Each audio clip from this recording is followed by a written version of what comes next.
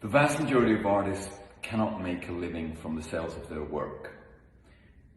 I believe many of the current ones that are making a living will soon start to have trouble.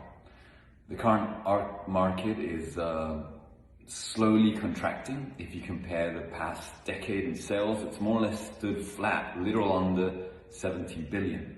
But when considering inflation and other factors, you suddenly realize that it's shrunk about 15%. If to that we were to add the rising costs of maintaining an art practice, whether it's maintaining an art studio, a gallery, or participating in fairs, etc., that's gone up 30%. So 15% less sales, 30% costs up. That starts to suddenly generate a lot of pressure onto the middle areas. Middle areas that, if you compare them to any other current world industry, are suffering due to the efficiencies of a global market, automation, communications, etc.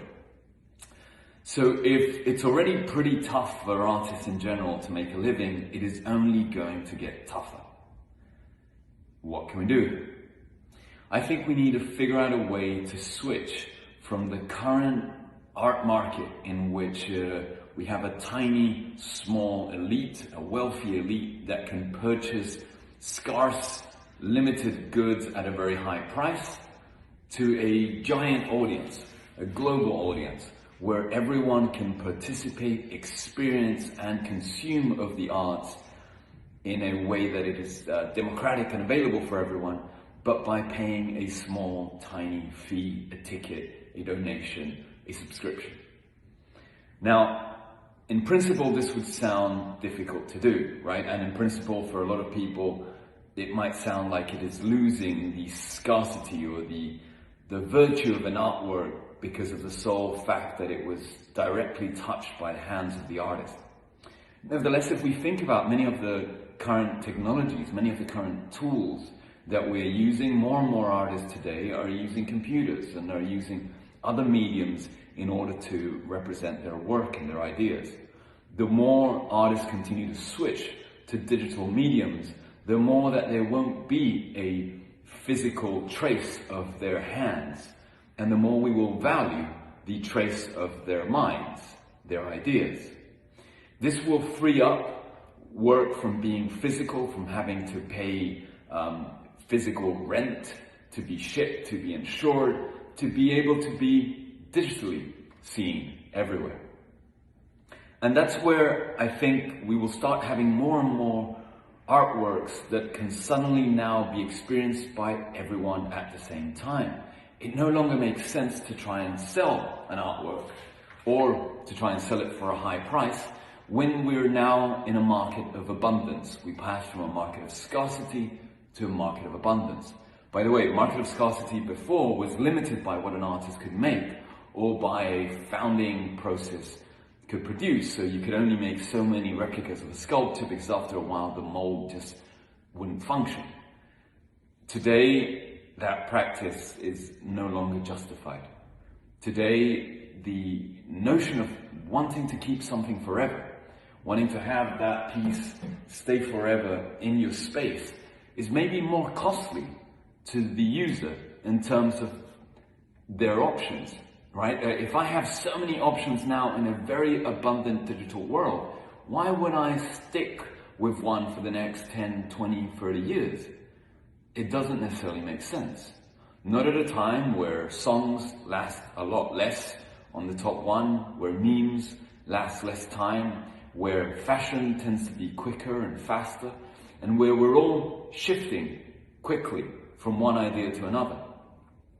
So within that notion, what we would need is to have some sort of a medium that can nevertheless still replace the quality of an artistic experience, but now at a worldwide level. And I believe that quality can be achieved with augmented reality. Augmented reality as opposed to virtual. Virtual is the one you have a headset on and you no longer see what's around you. You only see what is virtually created.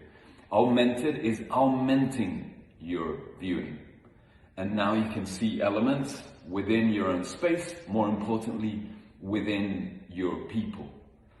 So through augmented reality, we will be able to now see objects, sculptures, decorative elements, experiences, installations, as if they were actually in our own physical rooms, or go to rooms, neighborhoods, areas that are designed for these experiences.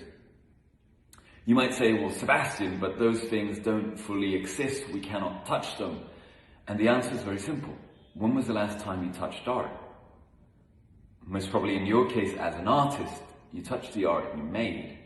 Maybe you sneaked a touch of a sculpture here and there, but we all know, at least in gallery, museums, and other people's homes, we're not allowed to touch the art, right? It's almost part of our culture. Therefore, since it's the visual arts, we don't need to necessarily have to touch them to be able to experience. And therefore, a augmented reality practice would be primed to allow many more artists to be able to create anything they wanted. I mean, you don't have to obey the laws of gravity. You don't have to care about size, about restrictions of quantity. You could ship your work from one corner of the world to another.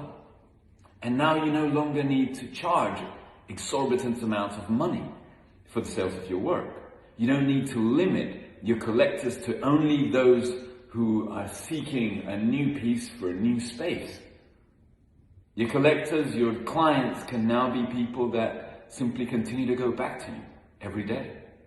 It could be no different from the clients of the music world or the film world that every now and then want to see a movie, that every so often want to listen to new music, and are willing to pay either a subscription fee or a one-time fee or some form of contribution to the artistic practice. In the case of music, it's had a bad rep, but mostly it's because there has been 3 or 4 main monopolies that have been in charge of the music forever. And that's why a system like Spotify can't really afford to pay their artists what they deserve. All of the contracts of the music industry with the musicians were already pre-arranged beforehand. So it's a Spotify dealing with Warner Music or with Sony and so on. Nevertheless, a new system could be primed to allow every artist to be in control of the sales of their work, to decide how many they want to sell for what price.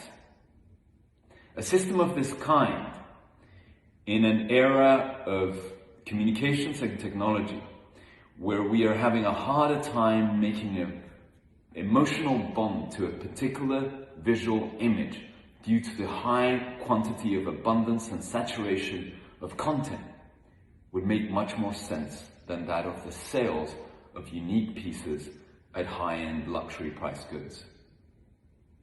I think this is something that we need to start thinking of, and we need to start shifting towards. This is something I'm personally very interested.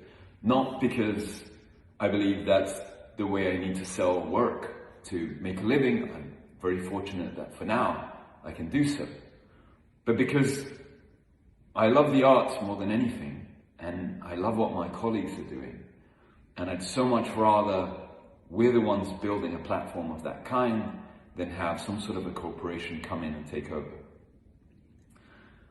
Think about it. Let me know your ideas. If you think there's some part of this thought process that is wrong, type it down.